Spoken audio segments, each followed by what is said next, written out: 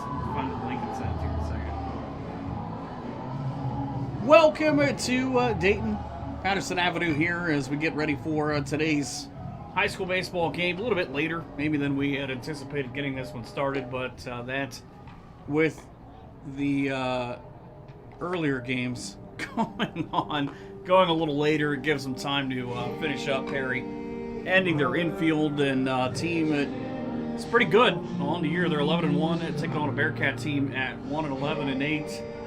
Heartbreaker for the Bearcats on Saturday because it was a game that it kind of felt like, with a just absolute brilliant performance from Carter Greenwald, 4 innings, 9 strikeouts, 50 pitches, leading 1-0 when he left, that it was going to go their way. They were going to stop that 7-game losing streak. Yeah, it really looked like the Bearcats were going to be able to get a big, I think, unexpected win on Saturday. Bobcats, one of the top teams in the state of Ohio, and they were really shut down. Ringwald, one of the only games of the season they did not issue a walk. Sometimes that's been his kryptonite. You look through his starts, he's had starts with 8 walks, 2 walks, 3 walks, and 7 walks. It's tough to win games when you're giving up that many free bases. And Ringwald, I tell you what, he was dialed in on a Saturday. Not only Mike on the mound, but he went 3 for 3 at the plate. Well, and unfortunately, one of those was home scoring, by the way. That the pseudo-official scorer made sure that he got that. That was me. You're, whatever that is. That's why we started early. Technical difficulties. But kind of a different thing. I mean, it's early on in the season, but you're getting to the point where you're starting to hope that you find out who you are. I mean, and for Spencerville, they're on an 8-game losing streak, and during that streak, they've been outscored 87-32, and I think that's a microcosm of their season right there. Is they just haven't been able to get key hits. Got doubles. Jack Cox and Carter Ringwald the other day. Caden Johnston had 3 walks, and a couple of those were big, but I think if I remember right, it was 14 left on base, and that's kind of been something where they can work opposing pitchers deep, but it just can't finish it out. No, and the Bearcats are going to have to get the bat on the ball early and often. Joey Hurston is going to get the start today for Perry, and the Commodores as a team, they don't give up very much. They have a combined ERA under 1.5. It's difficult to get a win over this Commodore squad, and that's a big reason. That's why they're 11-1, and I think the Bearcats, they made a change in their lineup a week ago. They moved Carter Ringwald from that 3-hole up to the leadoff spot, and I think you're seeing that pay some dividends now. And they brought Tyler King in from the outfield. That's cleaned up a lot of the mistakes that the Bearcats were having on the infield for the most part. I think the weather's getting nicer. The Bearcats are starting to come together. It's a 1-11 team. I was talking to Norm down on the field before the game, and he says, I think we kind of blew the whole record thing. And I said, well, I mean, it doesn't matter in the grand scheme of things. Yeah, you want to have a successful record, but we're still going to be playing postseason baseball here, whether they win another game or not. So that's the beauty of this Ohio setup. You get to work through the funks, and I don't know that they've had a continuous week of baseball throughout this season yet. I mean, we're blessed with beautiful weather here tonight. I think the Bearcats are much more improved from last year and a lot better than what this 1-11 record stands. Well, and you remember they played Perry twice last year. First time around, lost 15-5 on April 28th. Joey Hurston is actually the winning pitcher in that game. But the tournament game, it's kind of a little bit of the same thing. They were able to find themselves a little bit later. They lose that game 4-0, and the two guys who ended up getting Jehu Muniz as the winning pitcher in the regular season game after Joey Hurston in the tournament. But even that game showed what they could do. They had 5 hits. He gave up 3 walks, but they were able to get to both pitchers. Just like I said, they're never able to get that knockout blow. Last year, and it's kind of with different personnel, both injured or out or missing, and the weather, like you said perfectly, that they haven't gotten a week straight of baseball. Well, the breaks are going to be very few and far between if Mother Nature cooperates, Mike. Key words. They've got a handful of games coming up over the next couple of years, and it's hard to believe already. I think May 14th, May 13th is the final regular season game. I think the 8th is the draw. When the Bearcats, they will Fort Jennings. innings, but it's crazy. We're 2.5 weeks away from postseason baseball. I feel like that May 8th, when the Bearcats come back here to take on Bradford, the Railroaders, that's the day of the drawing. So it'll be a full day for Norm because they'll have the drawing early in the afternoon. They will already have obviously done the seating on Thursday, but to get to that point, you got to pick a line. And last year it was Perry. Perry was motivated, and I think they're motivated this year, from what I can tell, by the fact that nobody's talking about him. No, I didn't know about Perry this year. I mean, we know I do a lot of Spencerville, and if I do venture out of Spencerville, it's into Putnam County. But look at doing the preparation and stuff last night for this game. We talked about the ERA already, under 1.5, but 40 hits on the season, and they've only given up 21 runs, 14 of those being earned. That's what I was talking about. The Bearcats, they don't have any choice but to get the bat on the ball early, because Perry, they can hit it as well on the other side. Yeah, they can hit it in every part of the ballpark too. That's the big thing on their charts, that they use the entire field, and it's fascinating to us because we get to come down here. It'll be 3 times this season because we've got again May the 8th with the Bearcats against Bradford, but Saturday morning and now Saturday afternoon at 1 o'clock it'll be Lincoln View who will be in action on this field, weather permitting. Is that why they moved the game back an hour or 2? 2 hours. That's the weird thing. I mean, someone who's leaving for Finley, I'm pretty happy about that. But this game getting ready to get started, this was originally scheduled to be played at Perry tonight, but Perry's original opponent, I don't even remember who it was, had a falling out. They weren't able to make this game. Last 14 times these teams have played, they've split 7-7. But they didn't play for a long time because from 2016 it had been quite a few years before that. And I joked with Nate that back in the day, now 20, let's just say 2 years ago, that we used to have at Spencerville, Perry was, 1, they were a conference opponent, and 2, it was the old prom day game because the seniors would always have prom and have to leave early or play half a game, and you'd lose your center fielder and leadoff hitter, and starting pitcher can only go 4 innings because his tux is ready in lineman at 2. I would just be thankful you weren't dealing with the softball team. Imagine how early those girls had to leave out to go get their hair done. We're easy. We can just dip out, shower, deodorize, and get out the door.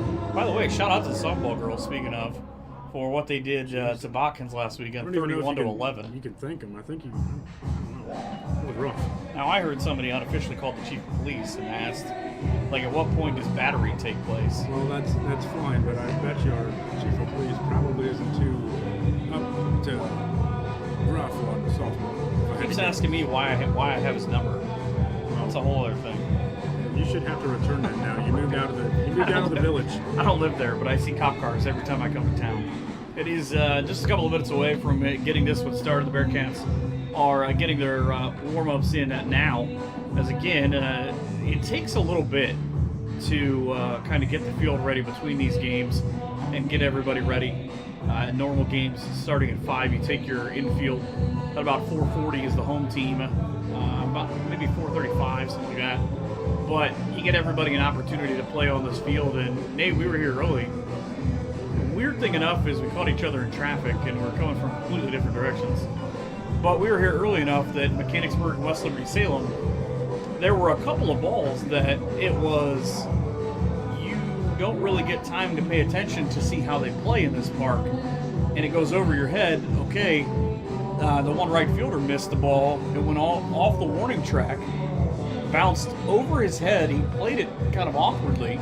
It hit the top of the fence. He maybe thought it was going to be ground rule double, but the runner ended up at third. It's a huge ball. Yeah, the West Liberty Salem Mechanicsburg game. I don't know that I've been to the game that I've heard that many crack of the bats, Mike. It was, I don't know if the pitchers just weren't on their game tonight in that first matchup. The batters, they were having their day, and it's, I don't know who can power one out. Looking at 320 down the left field line, 402 dead center. I don't know, maybe we can get a Cy Morris home run. Well, it's actually, it's about 410 to straight center because where it kind of tapers off back towards a little bit heading towards the corners is 402. So you really have to blast one. I mean, if you're going to do it about 700 feet and hit the Water Street buildings across the street. To describe, I guess a little bit of how difficult that is, I remember going with Dave, our boss, up to Toledo. They had one of the family days or whatnot. We got to go into the batting cages in the dugouts, take some BP, but we also got to go out onto the field, take batting practice. And I bet you I saw 30 pitches, and I think I made contact with 2. The first one was the first pitch. I found it down the third base line. But other than that, I was with it, man. It was god awful. I don't know. I'd be impressed if anybody could hit the ball down here today. It's a big ballpark. Again, that kid, it's 338 in the corner. He hit about 330 off that line drive. But I've told the story a million times. Tom Browning, Mr. Perfect for the Reds, went to an affiliate meeting a couple of years ago, and they threw you batting practice. You get about 10 or 12 balls in the cage, and he tossed to me like I was a child because it was just bad. You got a hit off of him. I did. That's why anytime anybody says anything to me, I say, but do you have a hit off Tom Browning? I don't even have a hit off his name, Mark. That's true. Well, he was not going to give you anything. I do not, however, have a hit off Chad Billingsley. He no-hit me when I was at Spencerville, I think when I was a junior. He ended up being okay. You're talking about no-hitters? That's what the Reds are actually doing against San Diego right now. No, that won't last. It's only 4 outs into the Reds pitching, but hey. Fernando Tatis will probably hit us. No, he's hurt. Again, we're waiting on the start of this ball game. Other games that just finished up. Fort Jennings with a 2-1 win over Delphos Jefferson. So the Fighting DeBays get back on the winning track. I saw on my Facebook memories yesterday not only a handful of dominant pitching performances from Putnam County from years ago, but a Fort Jennings matchup that was won like 20-3 by Jefferson. So Jefferson got 8 runs in the first inning. that just, I think that was our first game me and you ever did from Jefferson. And Yes. we felt, I don't know if I can say this, but we fell in love with doing games from that ballpark. It's beautiful. It was felon-like. Feeling like, yes. Starting lineups are coming up here in just a couple of minutes again, Love's overrated. as the Bearcats are finishing up with their infield. I'm just going to move on. Take a break, and when we come back, we'll talk more about this matchup here in Dayton. Dragons, Bearcats, and Commodores. Oh my, here on Z3.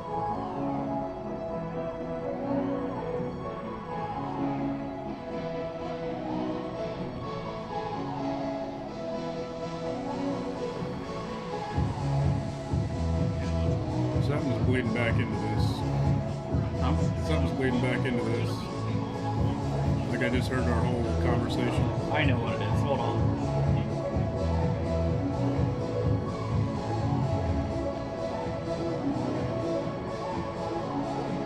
It's the YouTube.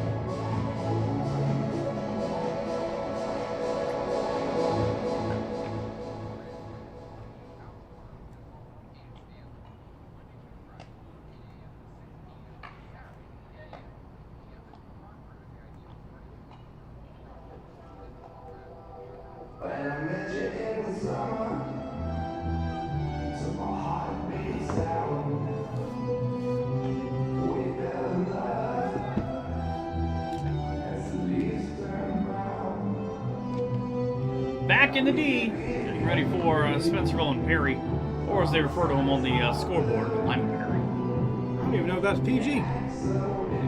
Sure, that's our truth. The Bearcats in Norm King 0-7 on the away from home tip this year. They've been outscored 60-39 with a couple of shutouts.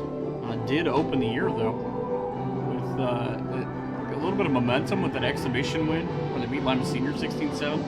I don't know what you can tell about that, but 6 of the 7 losses, they just turned the lights on. They're on right here in Dayton. What is now Day Air Credit Union Ballpark. Actually, yesterday, I believe, broke ground in 1999 in this building. It's a beautiful facility. That's why I fight to get nearly every game that comes here. Yeah, I was here just days ago. Took in the Dayton Dragons and West Michigan Whitecaps. I actually got to see Luis Castillo make his pitching performance. I labeled it iffy, but It's still free tickets cost you $100.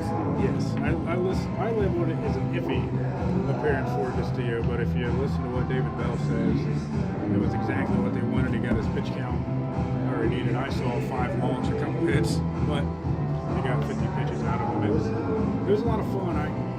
I want to see a home run. I want to know if they bring out the foghorn for the high school kids. I was scared to live in jeebies out of my youngest, Colson, and I didn't even know that they did the foghorn. It's been years since I went to an actual Dragons game. I guess I could probably say kid. He was probably 18, 19 years old, but he hit it over the fence, and then next thing you know, foghorn and screaming from a little one. And we got used to it though. The Dragons, they had a lot of home runs. You know, it's kind of funny. Before my daughter turned 1 last year, my wife and I actually brought her here, and they were playing the Indians affiliate, the Guardians affiliate. They were an Indians affiliate then. We will be here next Tuesday through Sunday. And they have a couple of kids. I say that, by the way, but who have worked their way up through the system already and are playing either today or have played with their debuts in the last week for the now Guardians. I hope Walter Flores blossoms for West Michigan because he gave my daughter a ball. So The coach just whiffed mightily on his attempt to get Cy Morris. we call that the student snake. He's got a cool stash, though. He did it again. If you're watching on our Facebook Live, you can see the attempt. Taking a look at the Bearcats starting lineup, Carter Ringwald will lead off and pitch. Jack Cox will be in center field to start. Tyler King will be at short. Cy Morris will bat 4th and bring up the catching spot. Carter Lavin, the left fielder. Eli Harder at first. He won't get the cool walk-up music that he got a couple of days ago. He got the I Got 5 on it, which it took me 3 innings to realize because his number is 5. Wow. Yeah. Well, so sometimes. Caden Johnson at third. Emerson Lehman back and in the starting lineup. He'll be in right field. And Evan Osting in the 9th spot, taking on Joey Hurston, who's 4-0 with a .061 on the year. It's pretty good. Spencer will be the visitors on the scoreboard, so they'll go first.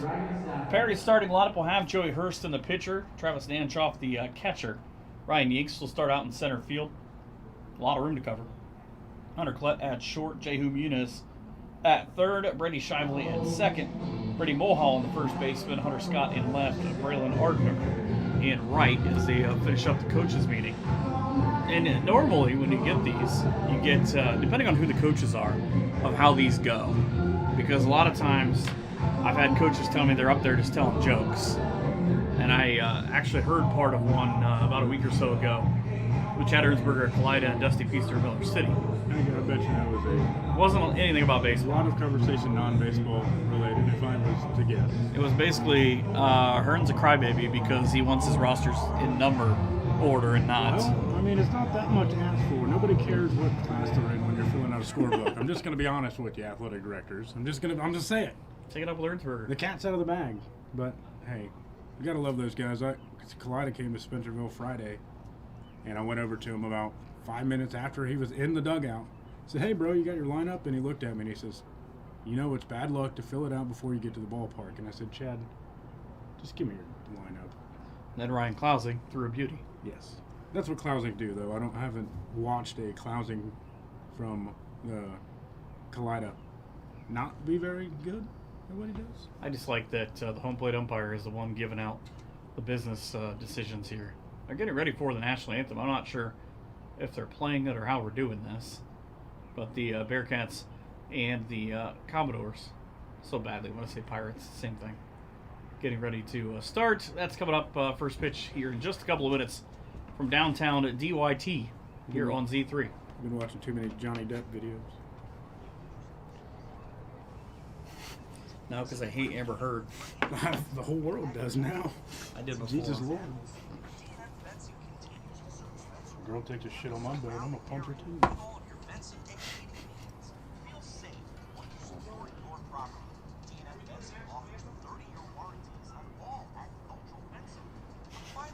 Couple windows down. Sure. I don't know. You tell me, guy.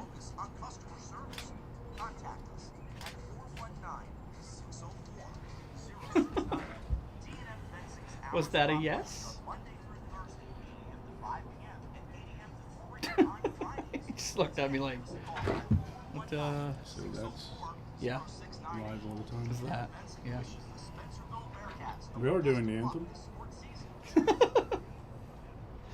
Just looked at me like, why is he not answering me?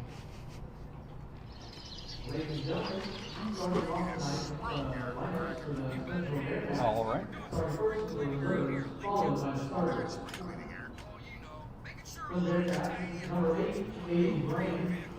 You know, sit there and follow the action, zoom in. Maybe while you're doing it. That's what, third, fourth, fifth? Third, fourth, fifth. This is the first time I've done baseball with somebody, I think, in 3 years.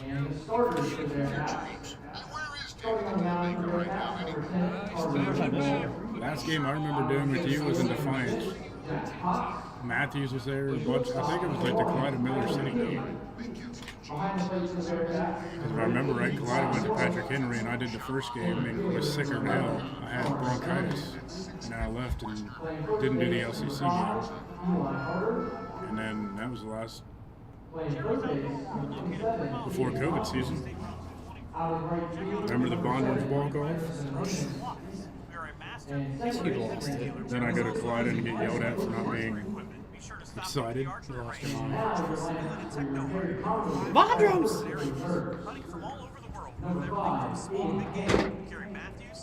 I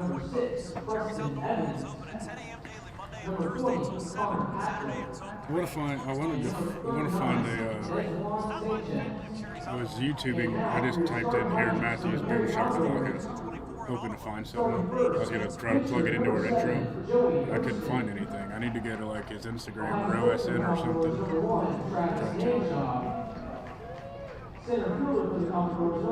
What you do is go to Twitter and use the hashtag and then it'll show you all the ones. And there's one that OSN. I know I can find something. I just might have to get this out and record it off that or something like that. Look at this. Like I can literally speak and watch it like seconds later, so we're not too far behind.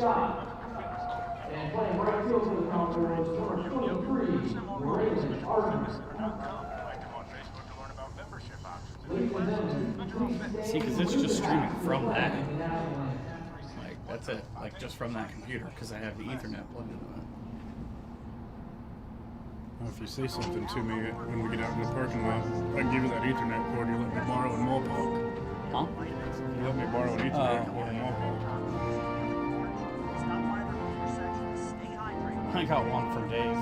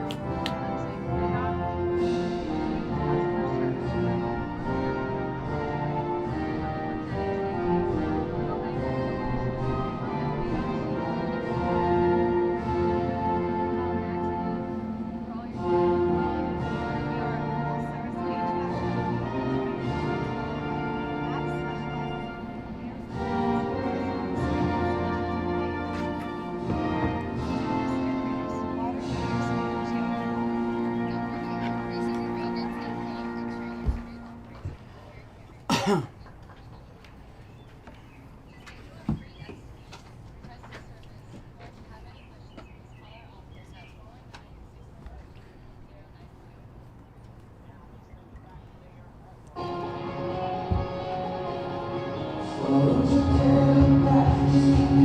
for high school baseball here in Dayton. Mike and Nate, as we get started, just in front, actually it'll be across the bottom half of the 7 o'clock hour once the first pitch is thrown. Again, Joey Hurston, a 6 foot, 139-pound senior, on mound for the Perry Commodores, 11-1 on the year. He's got Hunter Scott in left, Ryan Yeeks in center, Braylon Ardner in right, Jehu Muniz and Brady Mulholland manning the corners, Hunter Klett, Brady Shively up the middle, and Travis Danshoff, the catcher. Bright white tops with the red sleeves, and Perry across the front in a block for the Commodores. Red hats, white P on the top, the white pants and the red stripe. Hurston on the year, 4-0. .061 his earned run average. Second start, 8th appearance. He's thrown 23 innings. He's given up 4 runs, only 2 of which were hurt. 9 hits, 39 strikeouts, 9 walks. And one guy looked at him funny, so he hit him. That's rude. Didn't like him. Probably tried to take his girl to prom or something. It's that time of year. And Bearcats hitting 210 as a collective. They're actually up to 210, by the way. After last weekend, they were able to hit the baseball pretty well. And you look at kind of how they've ebbed and flowed throughout the course of the season. And Nate talked about it, that they've changed their lineup a couple of times. And actually, that doubleheader really lighted. They were batting 220 going into that one. So they're kind of down a little bit, but they've been better recently. And the proof of that, by the way, is this sounds awkward. Bearcats have been outscored 115-37 this year, but for the last 3 games, they've not allowed an opponent in double digits, and they've only been outscored 15-7. That's that mark of improvement you were talking about earlier. When you take a lot of those games throughout their schedule this year, when they've got thumped, it's been a lot of defensive mistakes. It's been errors. The Bearcats have had games this year with 6 or more errors 3 different times, and it's nearly impossible to win games when you're in that situation. And it's when the Bearcats aren't getting the errors, you're getting the walks a little bit. And last Saturday against Botkins, no errors. The walks were gone, and the Bearcats nearly beat a state-ranked team. And we're ready to rock and roll here at 7:32. One bad inning. First pitch down the middle for a strike to Carter Ringwald, the left-handed hitting pitcher.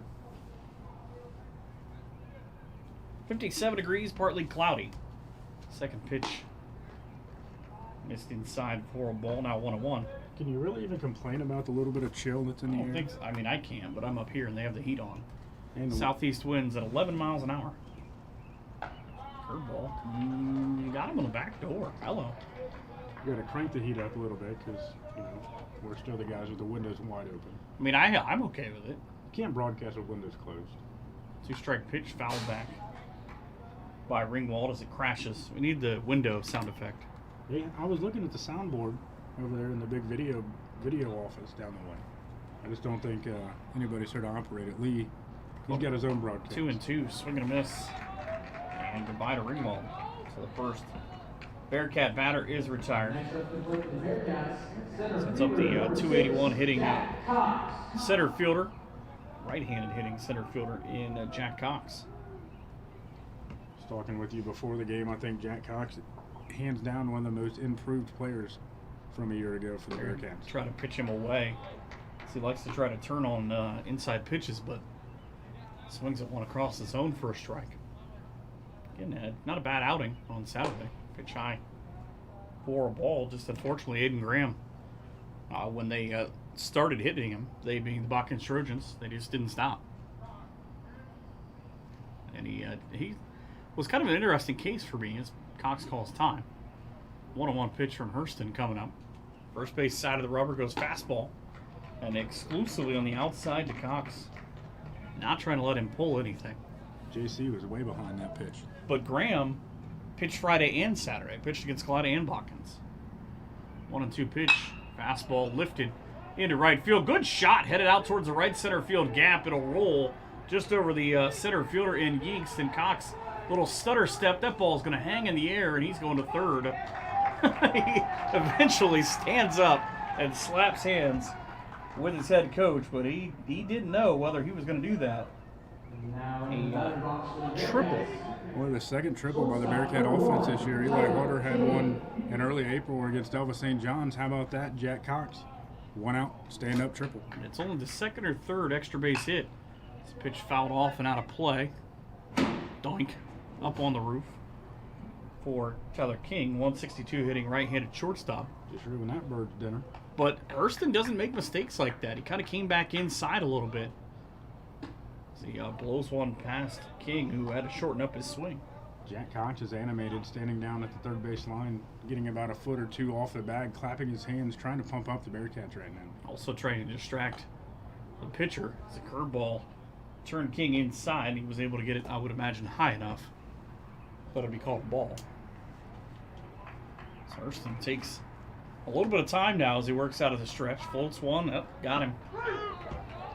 It's something you've seen multiple times throughout the season. Tyler King taking that strike inside, and he's turning away from it. I don't know if he just can't see the ball well from the mound, but the off-speed pitches inside, they fool him, and it's another backwards K. You fooled me, Jerry. To be fair, it doesn't take much to fool me. All I do is play MLB The Show, and I swing at ridiculous pitches. I can't help myself. It's just like... I get all the extra markers that tell me, just don't swing at the first pitch. Yeah, okay. Yeah, right? That's boring. Pitch low for ball 2. Who cares if it's 3 feet off the plate, right?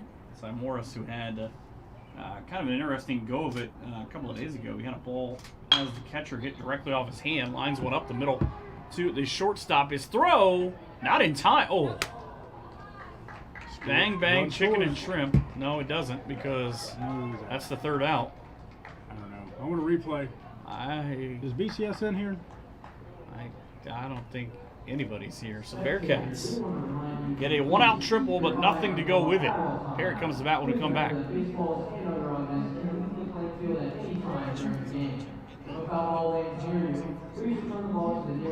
He was safe.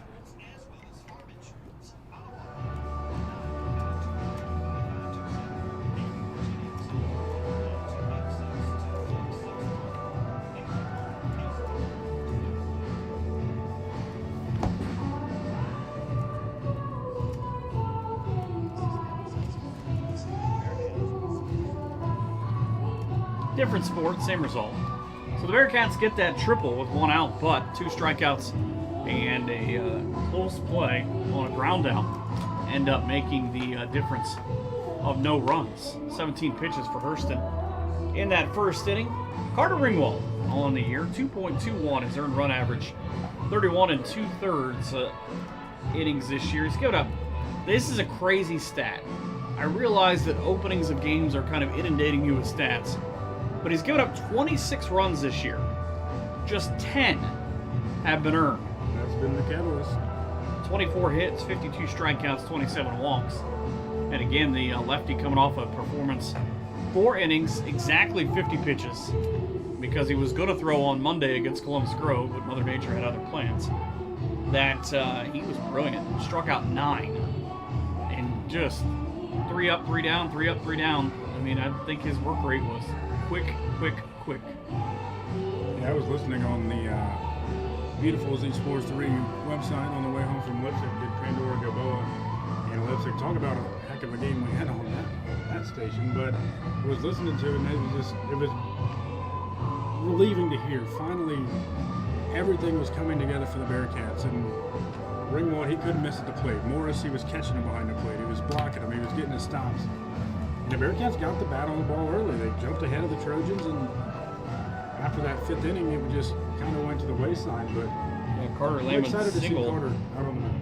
Carter Lehman singled in that second inning. There were a couple of outs, and then Carter Ringwald was intentionally walked, which was fascinating because he was hit by a pitch in the first, and then Jack Cox brought home a run with a double, but that was it for the Cats until that disastrous 6th inning. They were able to get 3 back and fell 7-4. Joey Hurston setting the world on fire with the bat right now.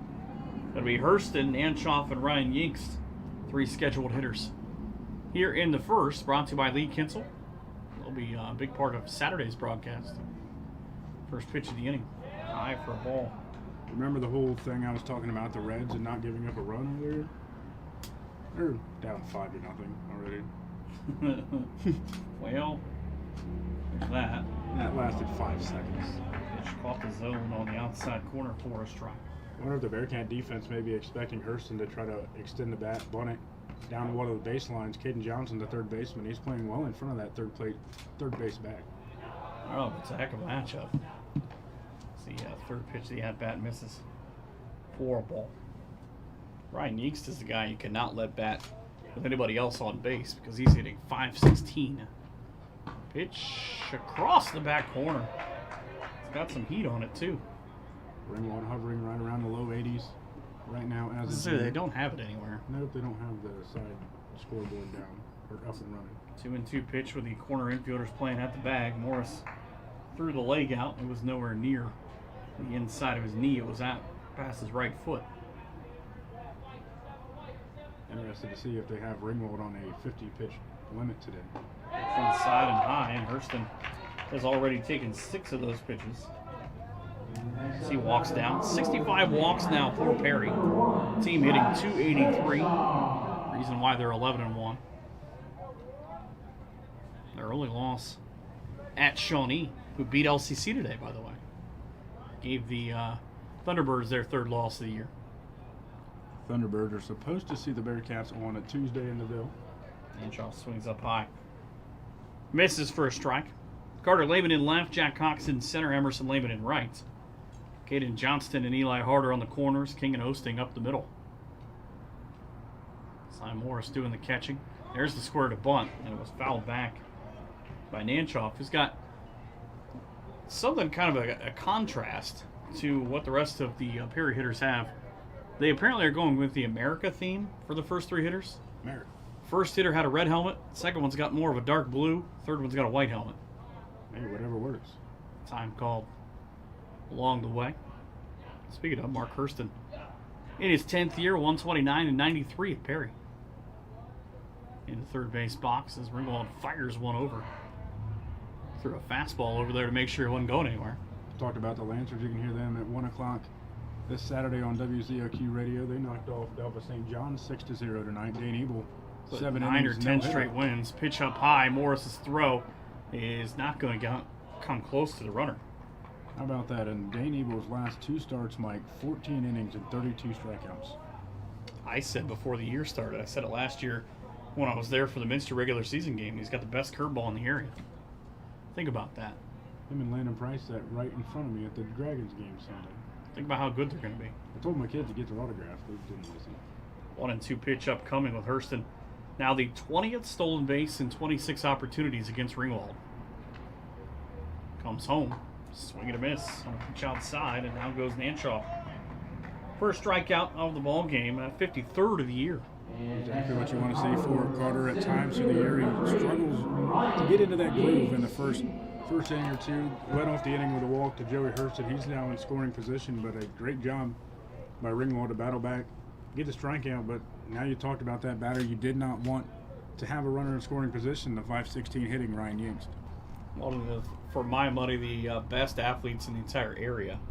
It's just a multi-sport kid that I was actually talking to a couple of coaches about this the other day, that there are very few kids that get it like he does. Had an opportunity a couple of days ago. Now he bunts one high. Morris is not going to have a shot at it unless it's the flash. Joey Hurston was off and running for second, a hit and run attempt there by Mark Hurston. It's not a bad idea again, but kind of to finish the point with Yinks. How about this? Last week he threw a 2-hitter. Lost the game 2-1, won the game 2-1, and it wasn't even the biggest thing that happened in his house that day. His brother broke a state record. Yeah. Shout out to Brady. There are a bunch of ballers in that Yingst family. That's what I love about that. They push each other. Runner at second, now the pitch home. That bunt take was way too high again. And Yingst, as I give him plaudits, did exactly what coaches tell you not to do. Do not put your bat up to meet the ball. Always bring it down. Reason why he's got 2 pop-ups. He climbed the ladder. So Ringwald in a good position here. Outside of the runner at second base. One out. Works from the chair on the first base side of the rubber, and Ball. now we call time. Hurston called time. Or sorry, Yeeks called time. Joey Hurston was off and running again.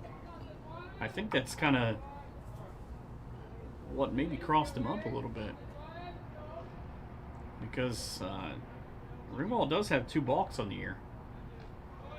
Fastball, blew it by him on the top side. Throw down to third. No. Not in time. He got his left foot underneath that high tag, maybe? I don't know, Mike. We got prime viewing. We're in the high spots tonight. That's that one I argued with a couple of days ago, that Ringwald was safe at home. And they said, no, sir, he was not. Now Ringwald really has to dial into this cleanup hitter, back-to-back punch-outs, but a Perry runner 90 feet away. Hunter Klepp, the right-hander, with 2 outs in the bottom of the first in a 0-0 ball game. Swings at one outside. He flails at a pitch. Big kid for a shortstop. By the way, he's got Perry's only home run this year. It's not a team that puts together a ton of extra base hits. They just workman you to death. Pitch low in the dirt. Good stop by Morris. I was looking at that through the Perry stats. 78 hits, 65 of those singles. That's what I was saying. It's not a big extra base ball club. Still looking for that first hit here in this inning. Long look from Ringwald. Surprised that nobody called time along the way. Comes home. This tying outside. It's got one of those pitches where he thought so long about it, as opposed to being able to just bring it home. So the lefty will go back to work, the runner behind him. Spencerville got a runner on, but had nothing come across in the first. Trying to keep Perry the same way. Fires one inside and across the corner for a strike. We're even at 2-2. 1 strike from getting out of the inning. Perry 5-1 away from home this year. I use that. They're 6-0 at home. They're the designated home team today. Oh, and a straight steal and on the run. This happened a couple of days ago. And out is the call. The 1-2 putout. And the inning comes to an end. That's the second Bearcat throwout at home in the last week. And I will tell you right now, that is a learned thing from Saturday. Because Saturday, the exact same play happened. Cy Morris put his glove, he took a step up, pulled his glove up, and he got nailed for catcher's interference. But when it was explained to him, they said you can't do that. You didn't see it was going to be a pitch out or whatever the situation was. This time the Bearcats make good. Go to the second. 0-0 here in Dayton.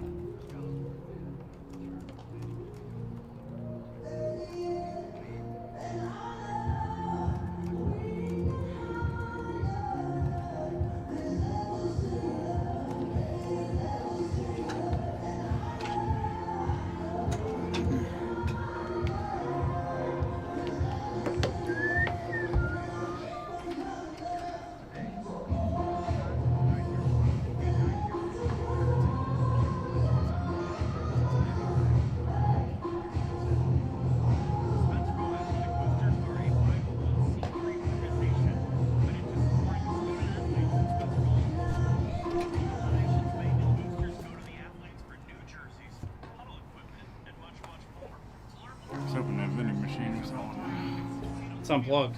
We're just going to plug it in. I have no idea. I don't know if they didn't stock it or... Because I went to do that earlier.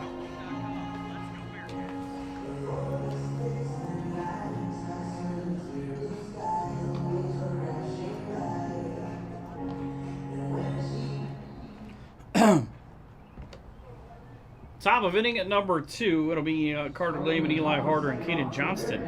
Rescheduled hitters for the Bearcats here in inning numero dos. And an interesting ending, obviously, to the last half inning for the Bearcats, who jump back into NWC play on a Thursday against Bluffton.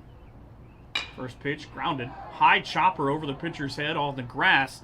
The shortstop's throw just in time. And Lehman is retired despite the fact that he hustled all the way down. Hunter Klett had zero room for error. Fielded the ball perfectly off in the Day over Ballpark dirt. Beautiful look over to first. Tough break there for Lehman. He was hustling. And it's the exact same play that ended the Bearcats' first go-around that you can make a case that maybe he was a little quicker, harder. Blast one down the line and into the left field bullpen. Maybe if they were using the new bases that they added to minor league and Major League Baseball this year that went from 15 inches to 18 inches, maybe it would have been safe. Stop screwing with the game.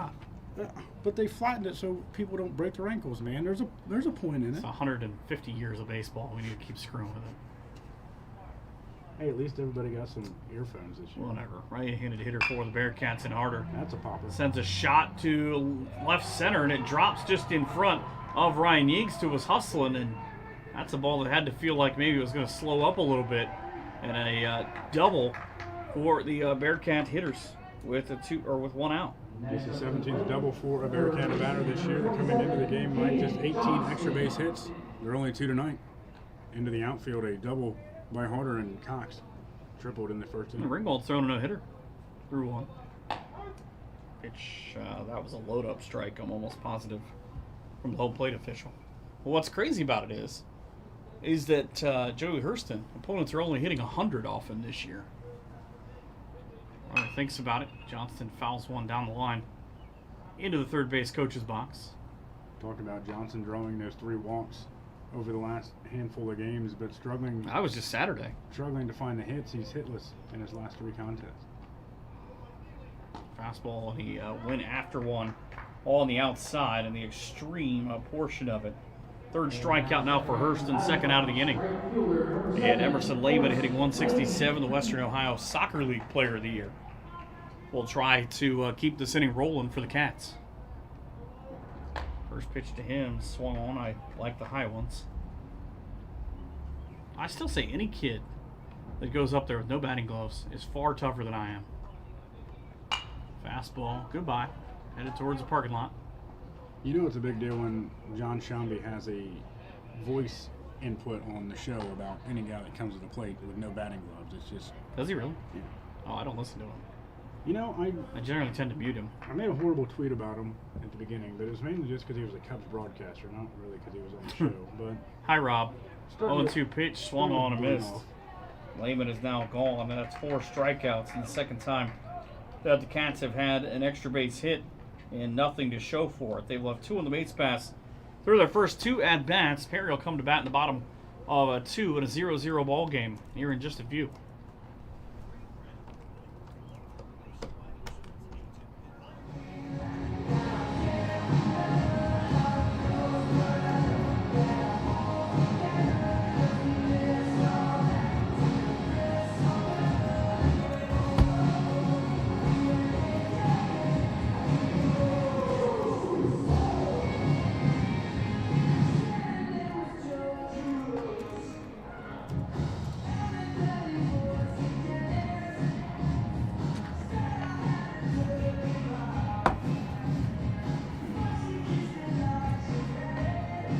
I emailed you that link. Did you get it?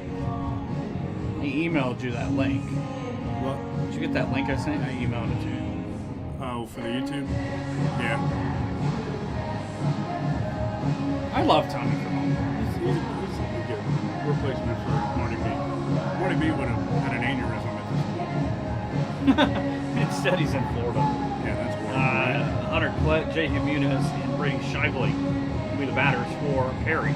Klett was at the plate with a 2-2 count when Hurston tried to steal home in the bottom half of the first and was promptly thrown out. But that's, I can tell you right now, as someone who was a catcher at one point, that's a hard play because I was talking about what happened with Cy Morris on Saturday.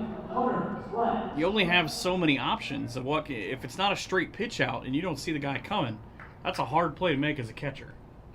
First pitch of the inning, swung on and missed for Klett. And Morris, I've done nothing but repeat myself any time that I do a Bearcat game, but Morris, from game 1 of the year against Minster, he's done nothing but improve and get dialed in behind the plate. He's been a difference maker for the Bearcats defensively. Swing and a miss on a pitch outside for strike 2. And it's a hard thing because he played a lot of third base last year. Catching is it's not an easy position to learn. Caught a lot in his younger years. 0-2 pitch. Got him. Fastball inside. Hello, goodbye. Strikeout number 3 in a row. Depending on how you want to look at it, 3.5 of 4. Of hitters, it's the 3rd strikeout. Not bad. Both pitchers dealing 7 strikeouts combined between the two. Perry, they do have some action down that third baseline. I would imagine Yingst is on a pitch limit too.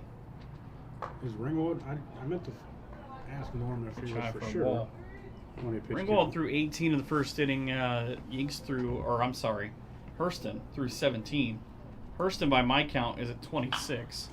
It's a ball lifted, fouled on the right field line into the bullpen and into the 4th row. It was quite literally where I was sitting on Sunday.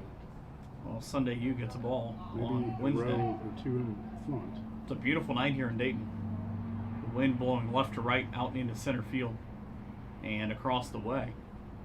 Only 10 mile an hour at first pitch, and you can see the light breeze off the batter's eye in center field. Lights are on bright. They've got just 1 or 2 that they need to replace. The fire truck even turned off their sirens when they drove by. Pitch on. Lifted. Oh, it'll come back this way. It's not going to make it. They get up over the fence or over the backstop. He did. Out of play now. 1 ball, 2 strikes, 1 out. Bottom 2. Perry and Spencerville deadlocked at 0-0. That's for the fall.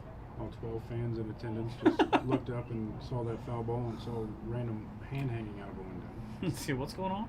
It's just me trying to catch it. Just in front of the 8 o'clock hour. Fastball again.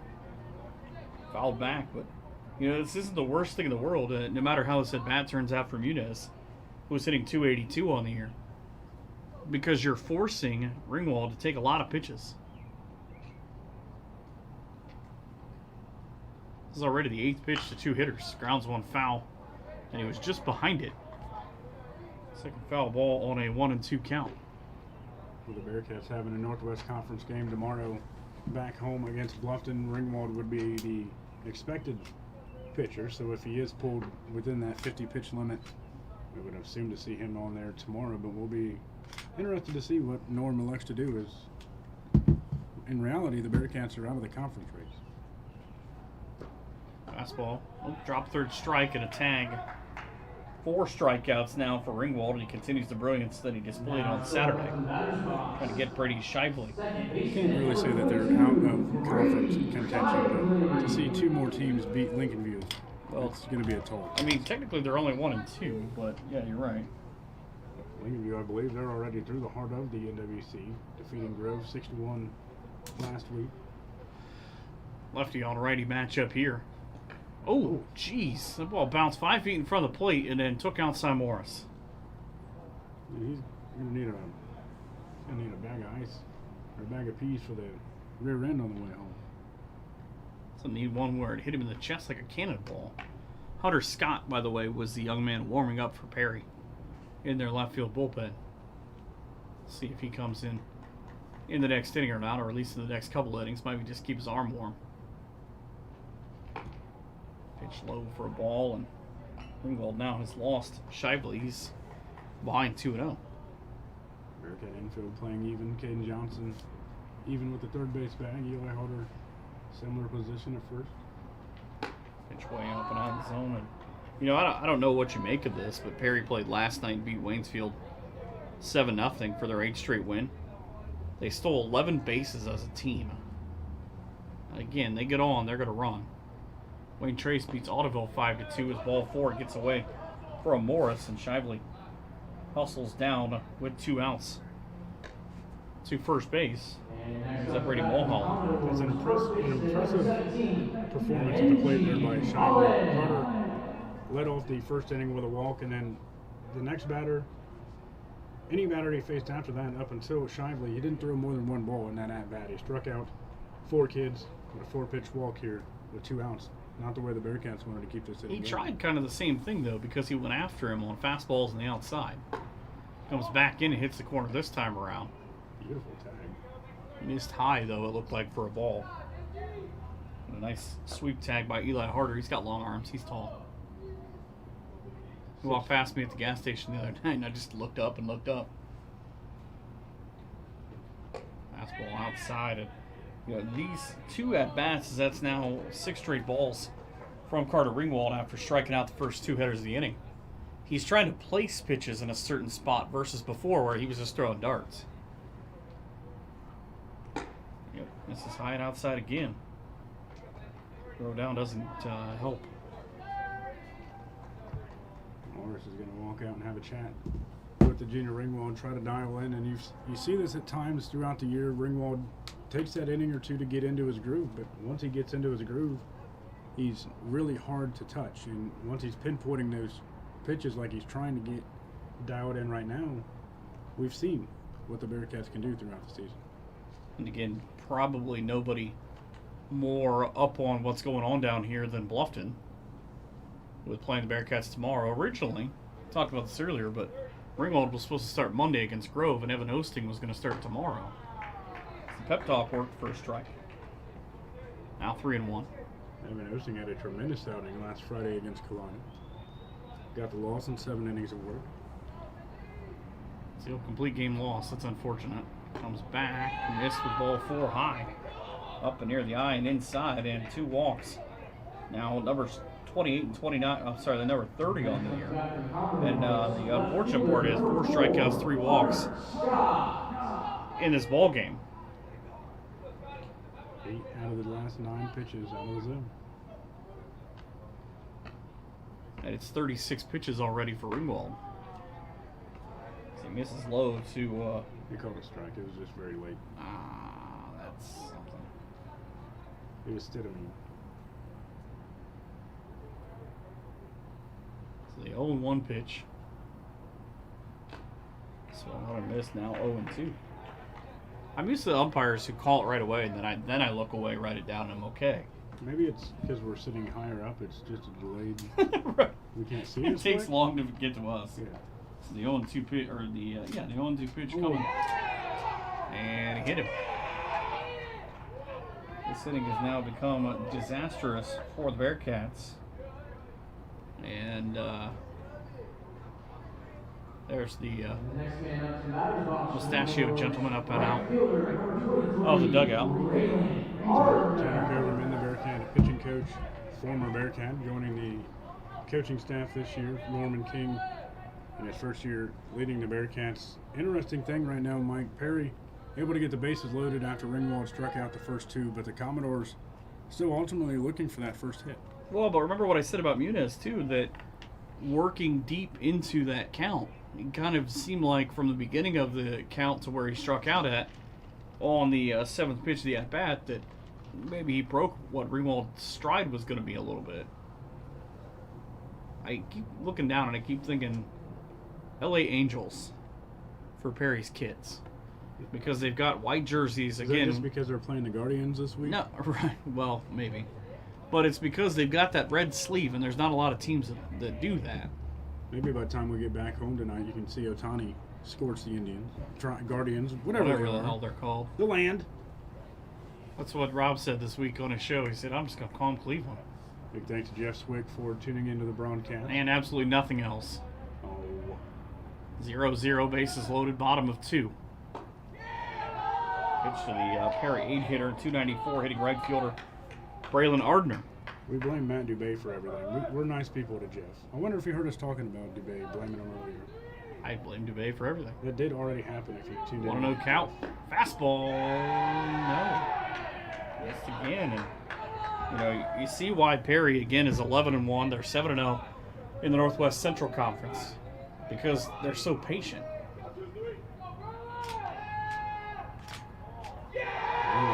A big pitch right here. He's going to miss outside 3-0. Last Tuesday against Lincoln View, he was able to hold the Lancers with bases loaded 2 different times. Really needs to dial in, pull it together. No free runs. 3-0. Inside got the strike. Again, 3rd time in the last 4 hitters since he got 2 strikeouts. We've gone to 3 balls in a count. 3-1 pitch. Way outside for ball 4, and the 9-hitter and Ardner gets the free ribby. First time through the Commodore lineup, no hits by a room. 4 walks and a hit by pitch They're back to Dangerous City. It's, you know, when you get Monopoly and everybody's got hotels and you just don't want to go through that part of the neighborhood, that's kind of where Ringwald's at right now. And he's also watching his pitch count increase. All the $400 or $500 properties, you want to get to, you know, hurt other people's chances, but you just don't want to pull that trigger on the price. So we pitch 29 of this inning. Skied into center field. Long way for Cox to run. He'll come in shallow center field and he'll jump to make the catch. So 1 run comes through, but 29 pitches in the inning. That's 47 for Ringwald. He gives up 1 run by virtue of 3 hits and a hit by pitch. Bearcats trail 1-0. Bottom of a 2. Brewing for a run for Perry. Top 3 coming up. Blew that.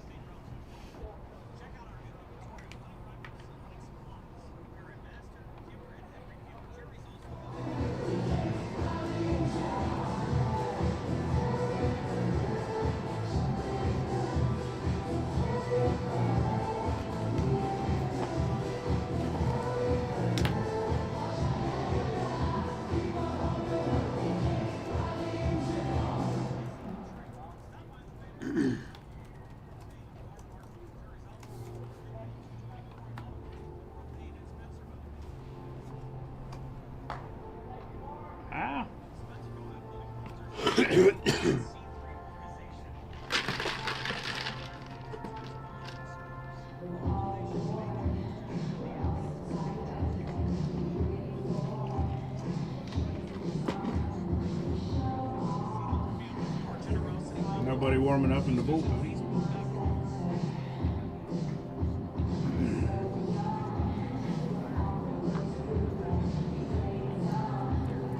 They switched because the left fielder's not pitching.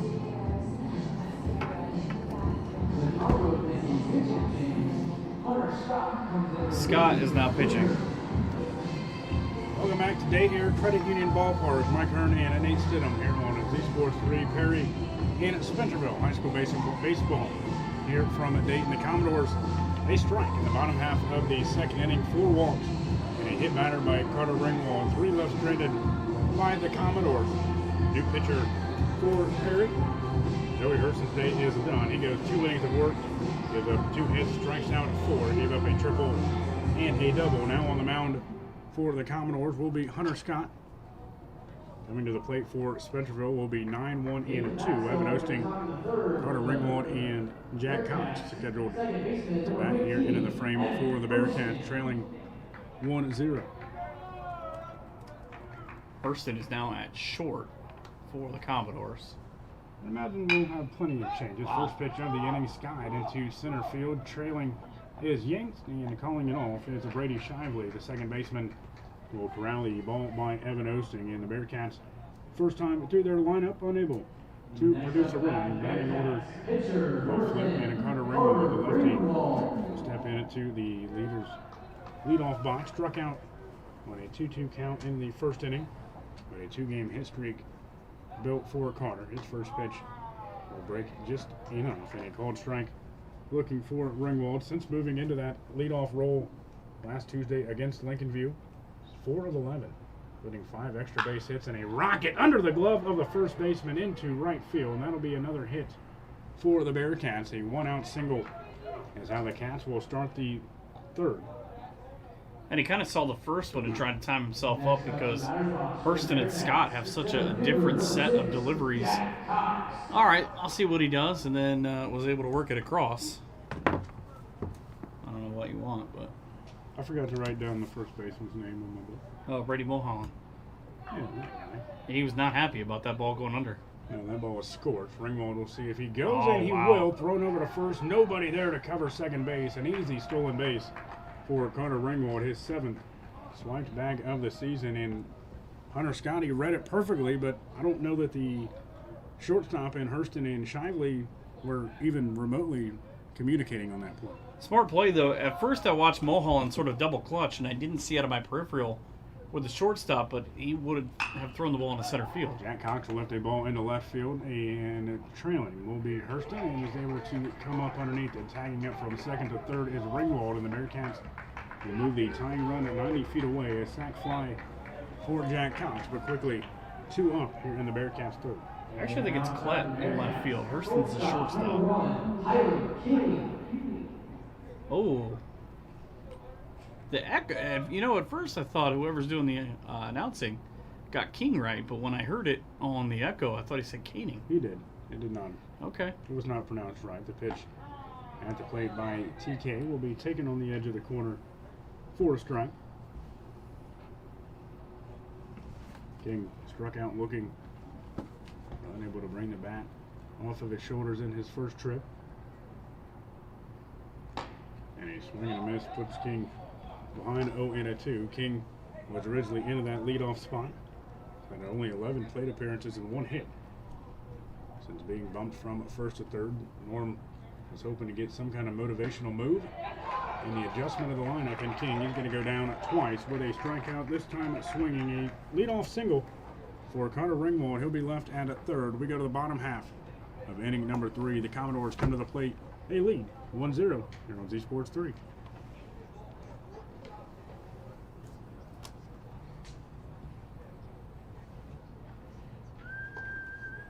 Bob Ross Arbor is a proud sponsor of the Dayton Dragons in this high school baseball showcase. We have a new inventory arriving daily of Mercedes-Benz, Buick, and Maybe. GMC, as well as pre-owned cars of every make. Oh shit, Ringwald's going to keep going. 85 Loop Road in Spencerville. And remember, Okay. you're the boss at Ross.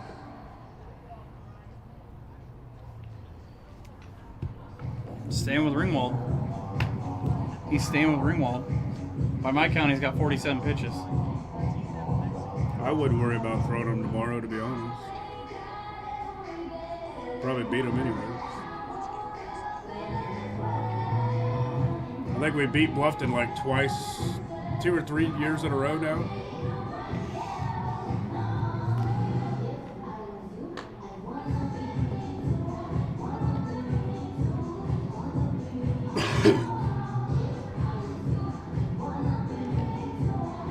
Welcome back to the ballpark. 1-0. The Commodores on the top of the Bearcats on our D&M fencing scoreboard. Let's take a look at the Bearcat defense as Perry will come to the plate for the 3rd time around. Carter Lehman still hunkering down left field. Jack Cox in center field. Emerson Lehman, the Bearcat at right fielder. Caden Johnson at 3rd. Tyler King at short. Evan Osting, the second baseman for the Bearcats. Eli Harder stands put at first base. Cy Morris behind the plate, and a Carter Ringwald back out onto the mound for Spencerville. 5 walks, hit a batter, 4 walks coming into that second inning, and that was really how Perry was able to transpire their run. But the damaging thing is that might all come with 2 outs. Ringwald struck out Klett and Immunez to begin that frame, and then it was all turmoil after that. Yeah, and it was a weird thing, too, kind of how it went, in that you go up the hill, you go up the ladder, too, to go get the first 2 guys, get them to swing at anything. And he just couldn't find the zone with Shively. Got the one with one on, but by that point, it kind of didn't matter. If you're looking for some video portions of this broadcast, as always, check out our Facebook page at Z Sports 3, and you can check some audio and a visual. I got it pulled up on my phone, and it's, according to my computer, it's like seconds behind. So we're pretty good onto that. And the Travis Nanchoff now at the plate for Perry. He'll lead off things. Ryan Yingst on deck, and Hunter Klett waiting in the hole, brushing off of the plate.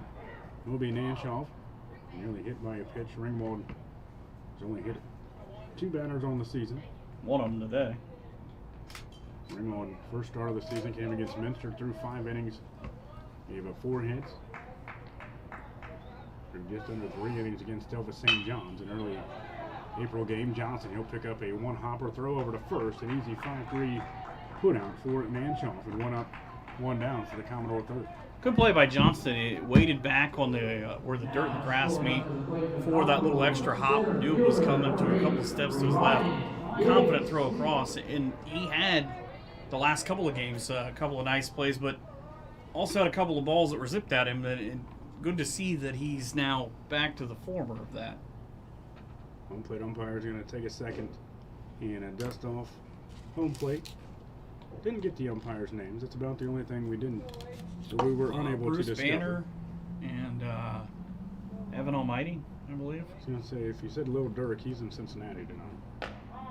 Ringwald's pitch from the lefty will fire to the zone. Ying's batting .516 on the season. Struck out in his first plate appearance, but he was trying to bunt over Joey Hurston. The first 2 pitches, he bunted into foul territory, and then a strikeout before Hurston was later thrown out attempting to steal home.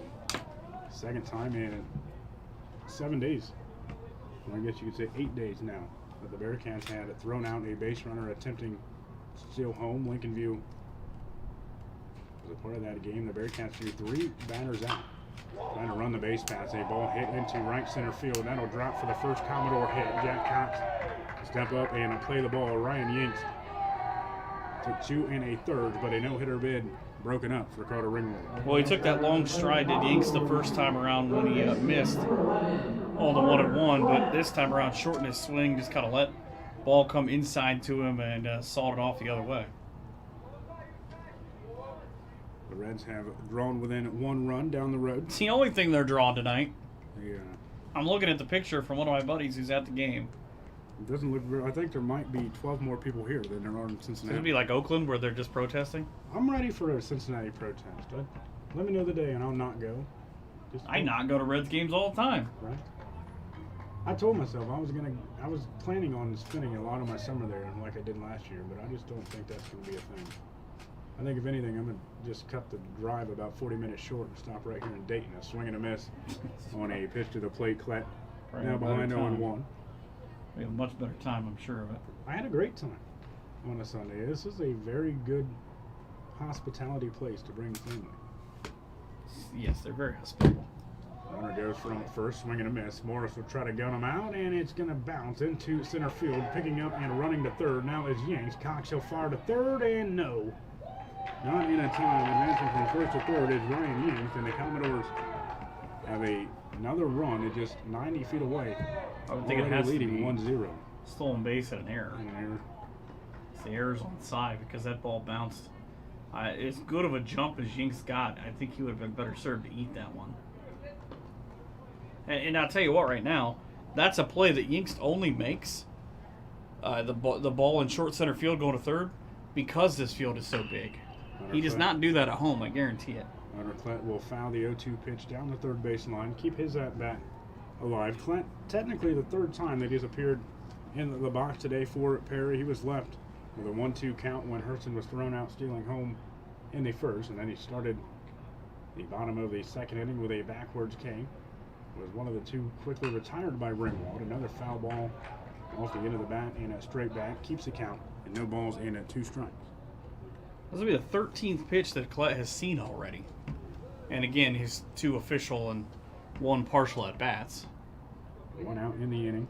Travis Nanchoff grounded out 5-3 to begin things. Ryan Yanks singled for the first Perry hit. Good stop. He's later worked around to third. A nice stop, as Mike said, by Morris behind the plate. And had he not been able to keep that in front of him, Yanks, had an easy lane to home plate. Bounced off the plate and hit the, only with the way that Cy sort of bends his leg, it hit the inside of one of the leg protectors. Ringwald to lift the leg, deal the pitch just a bit upstairs. Good eye by Hunter Klett to lay off the Ringwald fastball. But did you see Ringwald's reaction? The body language of, how? Can I get one? Ringwald trying to dial in, looking for that second out. He'll fire the pitch off the end of the bat. A ground ball to King. He'll field it at the edge of the grass. Throw to first in time, but a run will score. 2-0. Commodores will increase their lead. Hunter Klett, RBI. The next batter from the Commodores, left fielder, number 33. I realize that's a hard play because the run scores, but it's a smart play by King. He had to kind of wait back off that extra hop, but he was going to come ahead with a full set of force. He's got no play at home. There's no way you can come home on that play. Not with that guy running. And Jehu Munez batting just under 300 on this season. The righty will take a pitch just inside. 1-0. Ringwald quickly deals to the opposite corner of the plate. 7 runs driven in on the season. No bases occupied currently for Perry. We would have to send one over the wall or past the outfielders for an RBI on this trip. And a 3-0 count is now what he will work to in a Muniz pitch away from the 6th cutter ring walk I ball. think he's a little angry right now, to be honest with you.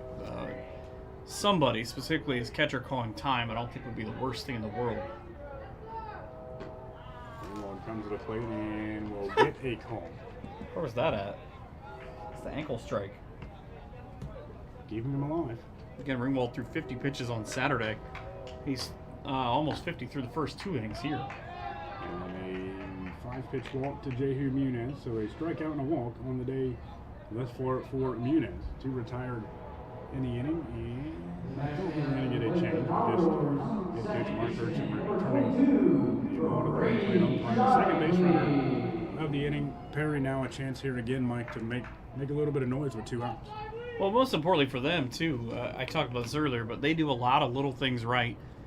The fact that they're 11-1 is because they're able to just sort of continue to blunt force you. As he caught the runner on the throw over, Harder's got to wait for his shortstop. Bounces it over, and now we're in a pickle play. Back to the first baseman, and he short-armed one. There's nobody at third. Cox is going to throw into the dugout. There are at least 3 errors on that play. They get him out. They got him out. What in the world just happened? There's 1 run scores there. an error. No, there's no runs on that play. There's only 1 kid on base. Muniz was at first. That's who they tried to throw That's out. who they threw out. They just threw out. Wow. That was ridiculous. I think that was. Oh boy, let's see. By the way, that would have been that like you know how one- that play ended? No, you only get 2 guys on that putout because there's an error in there. Okay, so the error is on. The best I can figure, the error is on Eli Harder. The reason why he reaches second. Then there's an error on, was it the right fielder in Lehman or Cox? No, it's Cox, the center fielder. He gets an error because he goes to third. So there's your second error. Now here's the crazy thing. Carter Lehman, the left fielder, is who makes the throw home to get the runner. Oh yes, the old 7-2 put out after 2 errors. Well, in other news, we're going to the 4th inning. We'll be right back here. Commodores leading 2-0. Sorry, it took me a minute for my brain to, like... Okay, so... E3... E8... 7-2. So how many errors would that It's be? 2 errors. Because Harder, where he shot puts the ball to second, okay? That's the first one. And then the second one is when it goes into center field, Cox just throws it wherever the heck that was supposed to go. But then Lehman's the smartest player of the entire group because he followed that ball and backed it up to third when he realized nobody was there. He picks it up and goes 7-2 at home. What? Like, I saw it and I'm still confused. Well, they still haven't scored it on Game Changer yet, so. It's...